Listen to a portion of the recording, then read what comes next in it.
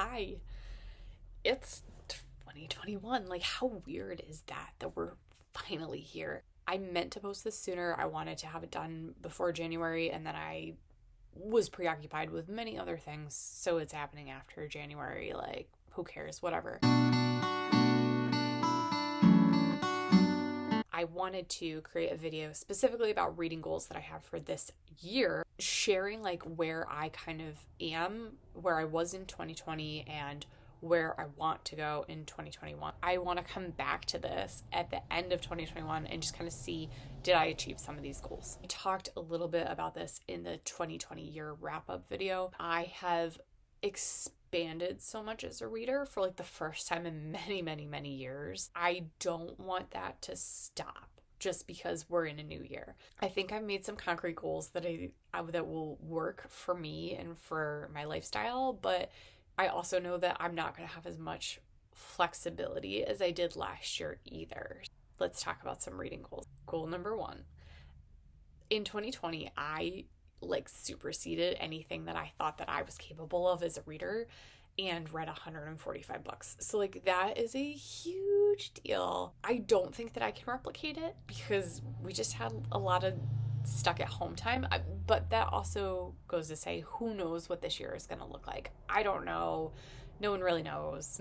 My only assumption is that I will have less free time for whatever various reasons.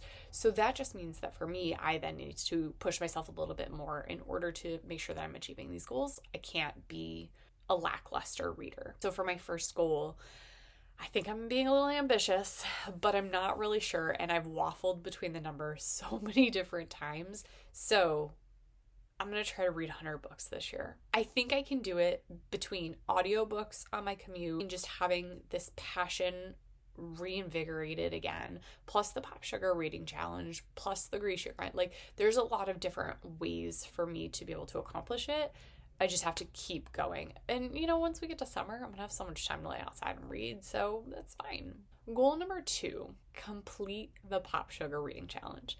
I did not actually do the Pop Sugar Reading Challenge in 2020. I just did our Teachergram Takes Over book club books, and it was fine, but it was a great introduction to it.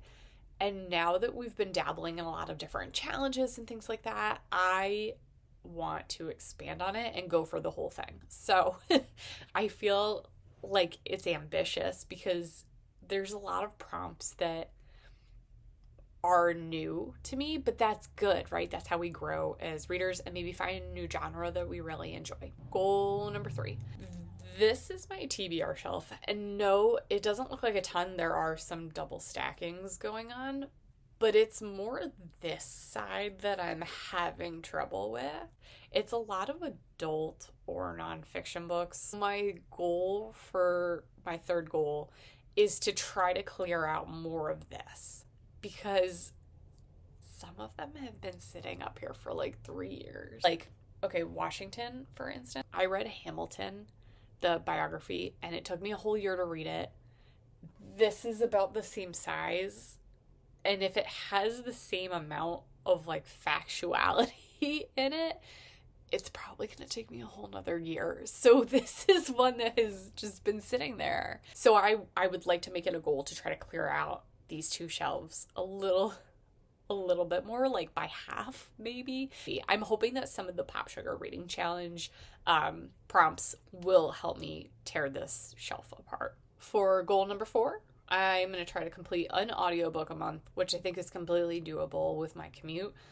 But I also like to sometimes switch it over to a podcast, or sometimes I just want to jam out to music and karaoke it up on my way. But I do think that 1 audiobook a month will be sufficient, and then that will be 12 books added to the 100. So there we go. My 5th goal at this point is to read at least 1 nonfiction book a month. A lot of my focus has been on anti-bias, anti-racist practices, which I would like to continue that. Absolutely. But I do have some education books behind me, some Penny Kittle stuff. Nonfiction is hard for me just because I have to have my full attention on it. Otherwise, I don't get as much out of it. And so then I always feel like I'm really lacking in it. Where a fiction book, not that I'm not paying attention to it, but I can get through it a little faster, a little easier.